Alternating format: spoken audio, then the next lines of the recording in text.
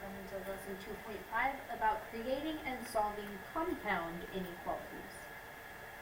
The truth table is going to have us write whether each statement is true or false, and a compound statement is when we look at more than one thing combined. So it says a compound statement is formed by combining two or more simple statements. A compound statement can be true or false. A compound statement involving and has to be true for both statements. A compound statement involving or is true when either of them are true. So we are going to write in here whether these statements are true or false, and whether the compound statements are true or false. So to start out, we've got a dog is a mammal.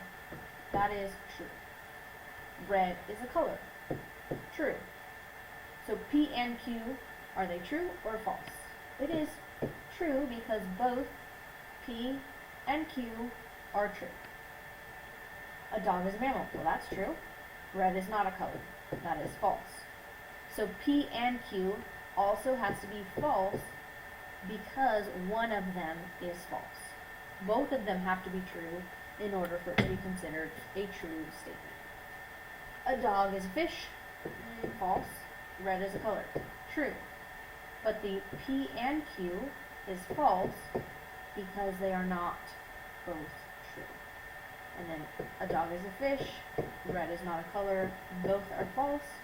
So P and Q is also false.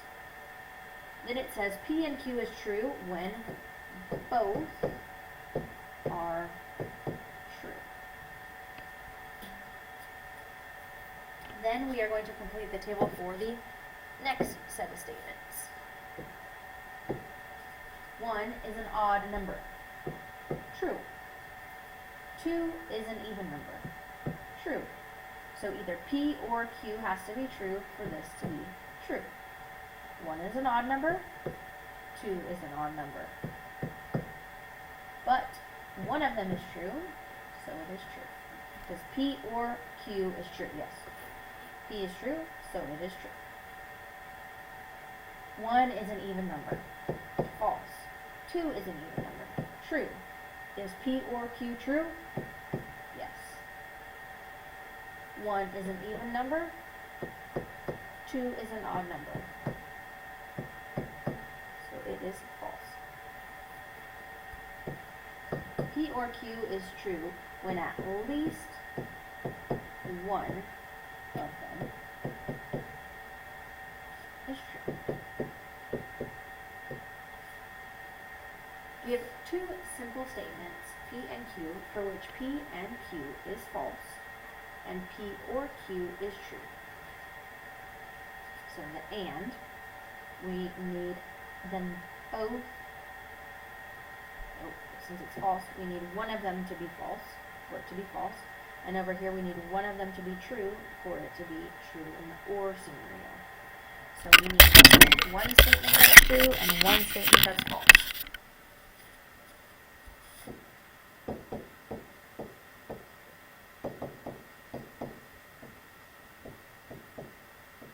My name is Brooke is true.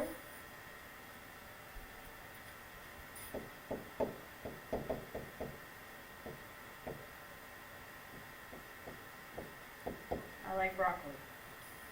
That is false. So if we said, my name is Brooke and I like broccoli, that is a false statement. But if I said, my name is Brooke or I like broccoli, that is true because one of them is true. My name is Brooke.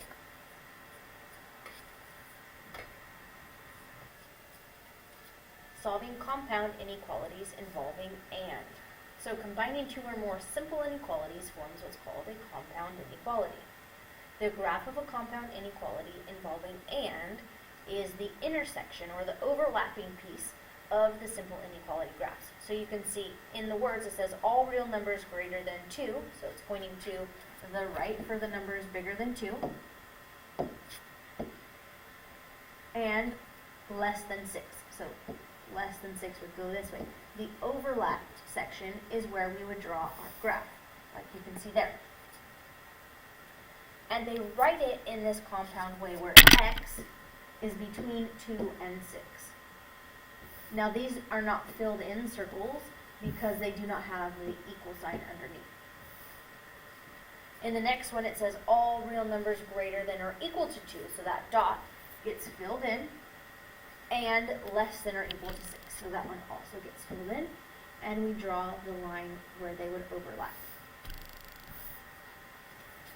In this example it says solve each compound inequality and graph the solutions. So we have two different statements. We first need to look at this section of information. X plus 2 is greater than or equal to 4. And we're going to solve that. So they subtract 2 from both sides, and they end up with 2 and x. And this is our piece from the left side. Then we need to look at the second statement of x plus 2 is less than or equal to 8. They subtract 2 from both sides, and they end up with x is less than or equal to 6. This piece here.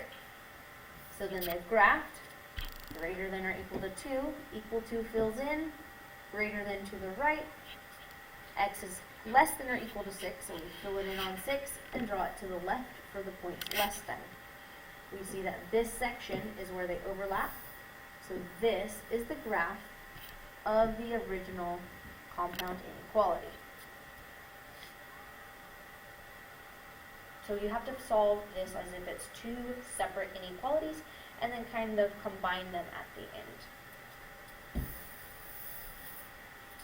In this one, we see that we have negative 5 is less than or equal to 2x plus 3. And then we have 2x plus 3 is less than 9. You can also solve them as one string when there aren't variables in multiple places. Sometimes it's easier to do it that way, so let me show you what it would look like for this scenario. We have, the way that they write it in these boxes is a little different. So I'm going to show it on the side, and then we'll fill in the boxes as we go. They're subtracting 3 from all sections. Now, you split up as if it were 3 different parts, and you have to remove from each place to keep the equation balanced. So we're subtracting 3 from all sections. Negative 5 minus 3 turns into negative 8. We keep that symbol. These pieces go away. We have 2x here. Keep the symbol, and 9 minus 3 is 6. Then they're going to divide by 2. Well, when you do that, you have to do all parts of the inequality. This gives us x. Since we haven't multiplied or divided by a negative, the symbol will stay the same. Negative 8 divided by 2 is negative 4. And 6 divided by 2 is 3. So you can see here they have the left side and the right side. They started by subtracting 3 from each side, and then they divided each part of the inequality by 2. This one is read, x is greater than or equal to negative 4. Since it's equal, we're going to fill the dot in on negative 4, and we're pointing to the numbers greater than negative 4. This one is read, x is less than 3. So we put an open dot on 3 and point to numbers less than. The final combined answer for the compound inequality is going to be this filled in dot here, this open dot here, and we color in the part where they overlap.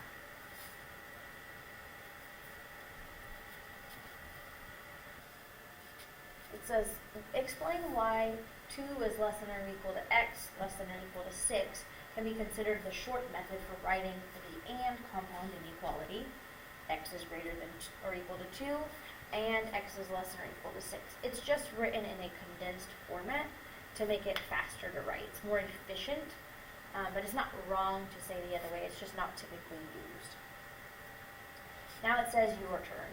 Solve each compound inequality and graph the solutions. So we are going to start by adding 3 to all sides. And we end up with x, and this side would be positive 1, and this side would be 8. Now that says x is between 1 and 8. There are no equal lines underneath, so we are going to leave them as open circles on 1, and an open circle on 8, and shade in or color in the line where they would overlap. Then on this one, we're going to subtract 2 from all sides, leaving us with 3x. 8 minus 2 is 6. Negative 10 minus 2 is negative 12. And we would divide by 3. And we would end up with negative 4, x, and 2. Now the open circle on negative 4, and the filled in circle on 2, and connect in between. These are for and compound inequalities. Now we're going to look at or.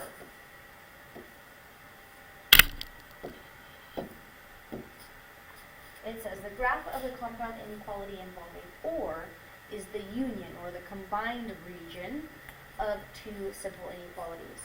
So it says all real numbers less than 2, so you can see open circle pointed to the left, or greater than 6, open circle pointing to the right.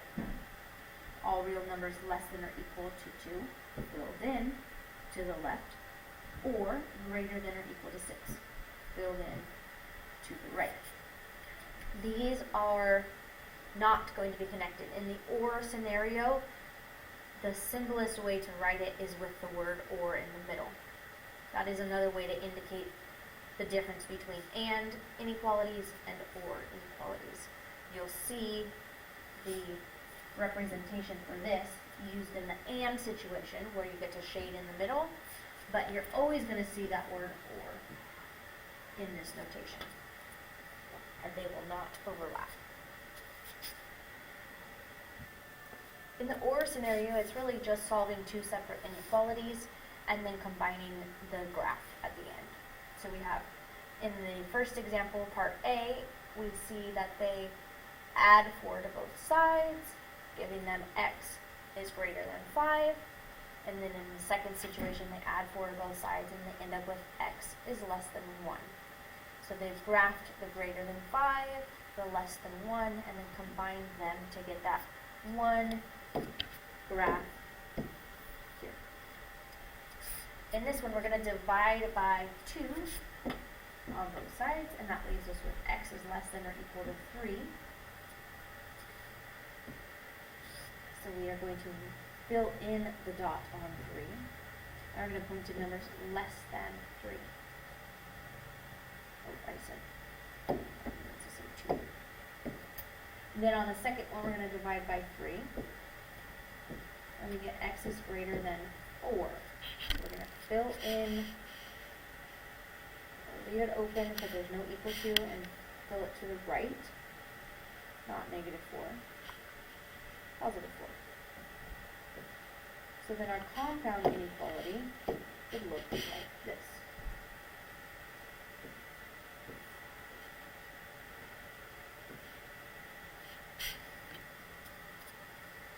Critical thinking. What kind of compound inequality has no solution? In the case where you would have no solution, it would be an and inequality where they don't overlap.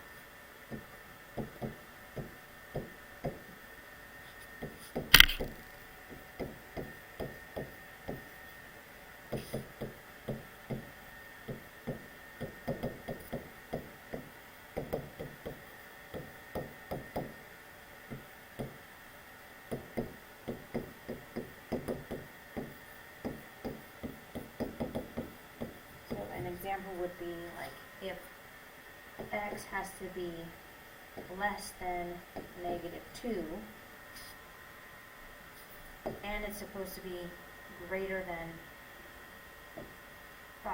If you were to graph those on a number line, you would say, okay, well, x is greater than 5 and less than -2, but there's no overlapping section here, and since it's an and inequality, there's no overlapping means that it has no solution.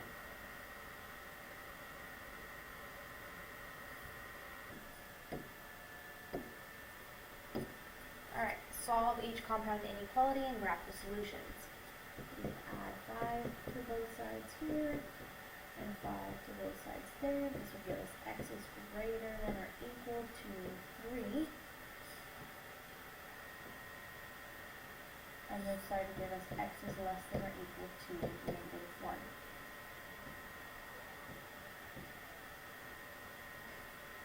Here, I'm going to add 1 to both sides. Gives me 4x is less than 16. Then divide by 4. And I get x is less than 4. Open circle because there's no equal line underneath. And then over here in this one, I'm going to divide both sides by 8. So x is greater than or equal to 6.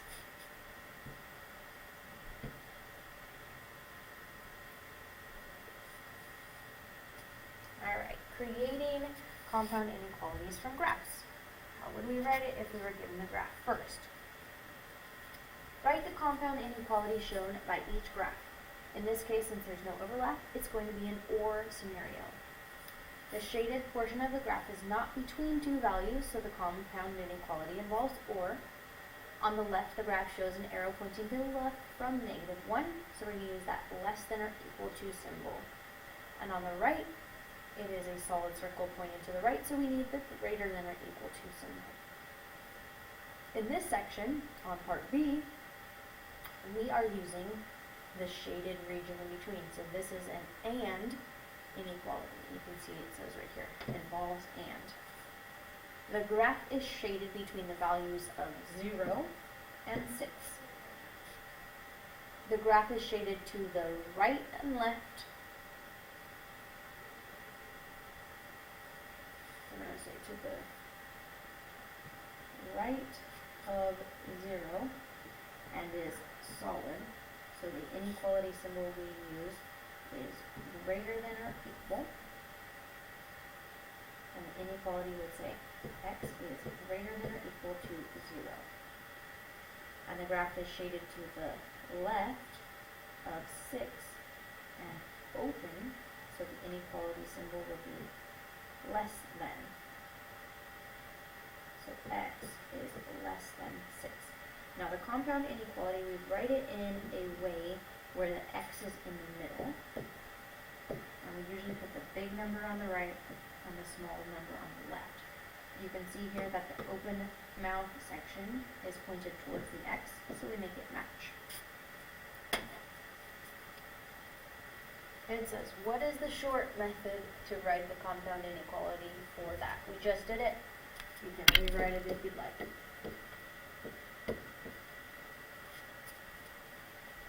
Write the compound inequality shown by each graph. This is a situation where x is between two numbers.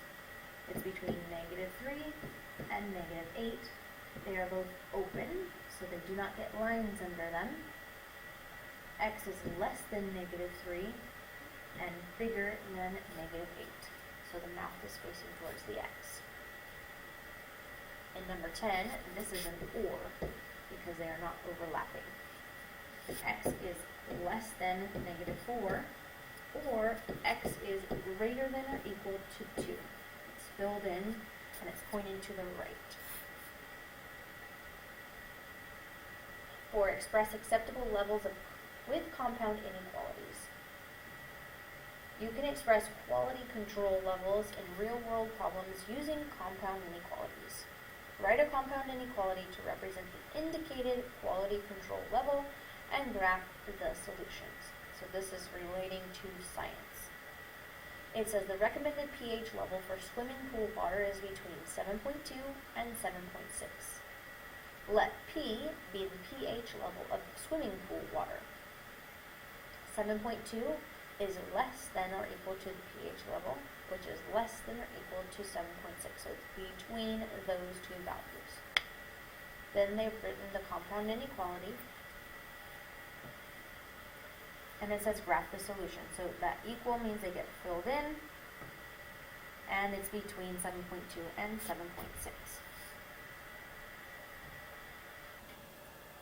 B says the recommended free chlorine level for swimming pool water is between 1.0 and 3.0 parts per million. Let C be the free chlorine level in the pool. So we're using C. C is less than or equal to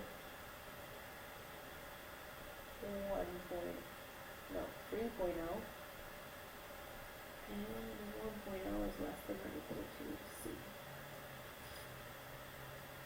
So we've got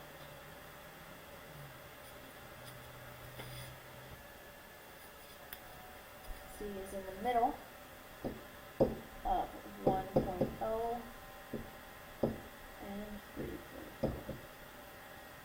And we're graphing. It is closed on both 1 and 3, and we are filling in the middle section. What does the phrase between 7.2 and 7.6 inclusive mean? Inclusive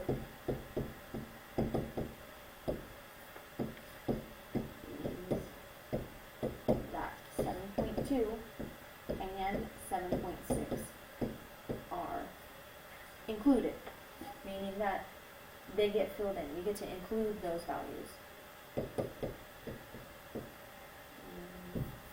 Included.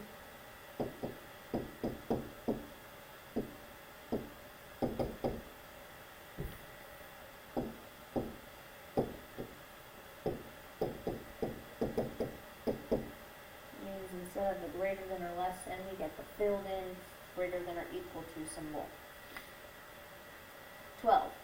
The recommended alkalinity level for swimming pool water is between 80 and 120 parts per million. So we're filling in 80 because it says inclusive, and 120, and put our line in between. So we also need to write it. We can put A for alkalinity is between 120 and 80. 13. Explain the difference between graphing a compound inequality involving and graphing one that involves or. And is shaded in the middle.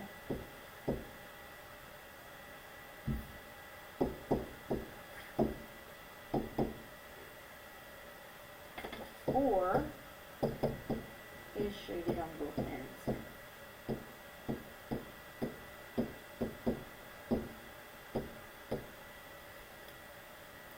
How can you tell whether a compound inequality involves and or from looking at its graph? Same as above. And is between, or is both ends.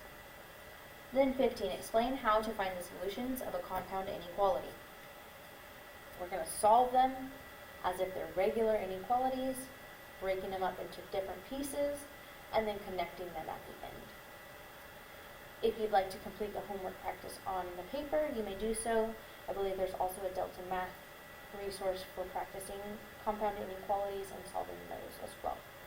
I will post the solution set once I have it.